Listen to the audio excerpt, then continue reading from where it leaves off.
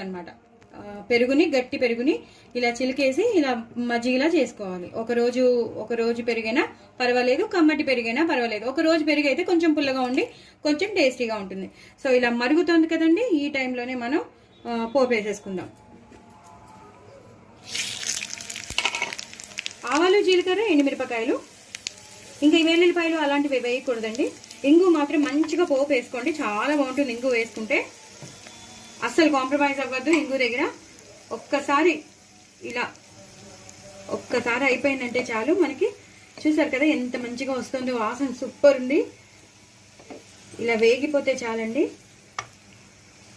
ఎప్పుడైతే మనకి colour మారిపోయిందో, ఎండుమిరపకాయల colour మారిపోయింది అంటే అంత వేగిపోయినట్టు లెక్క.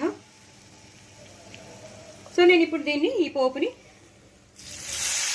ఇందులో వేసేసాను, మజ్జిగ పులుసులో వేసేసానండి. అసలు ఎంత బాగుంటుందోనండి. దీంతో ఒక్క దాంట్లోనే మనం అన్నం తినేయచ్చు, అంత బాగుంటుంది. ఇలా కలిపేసుకోవాలండి. అసలు చూస్తుంటే టెక్స్చర్ మీకు తెలుస్తుంది కదా. ఒక్కొక్క బజ్జీ అసలు పిల్లలైతే వదిలిపెట్టరు, పెద్దవాళ్ళు వదిలిపెట్టరు. ఇది ఒక పెద్ద ఇంపార్టెంట్ రెసిపీగా తీసుకుంటారు, స్పెషల్గా తీసుకుంటారు. ఇవాళ స్పెషల్ ఏంటి అంటే మజ్జిగ పులుసు, అది కూడా బజ్జీల మజ్జిగ పులుసు అంటే ఇంకా వాళ్ళు వదిలిపెట్టరు. చూసారు కదా ఎంత బాగుందో, అసలు సూపర్ ఉందండి. దయచేసి నా ఛానల్ని సబ్స్క్రైబ్ చేసుకోండి, సపోర్ట్ చేయండి. ఇంకో నలుగురికి షేర్ చేయండి. అలాగే నా ఛానల్ని ప్రమోట్ చేయండి, సపోర్ట్ చేయండి. అలాగే మీరు కూడా చేసుకుని తినండి. ఎంతో ఎంతో బాగుండే బజ్జీల మజ్జిగ పులుసు. చూస్తుంటేనే టెంప్ట్ అయిపోతున్నాను కదా, నేను కాదు మీరు కూడా టెంప్ట్ అయిపోతారు.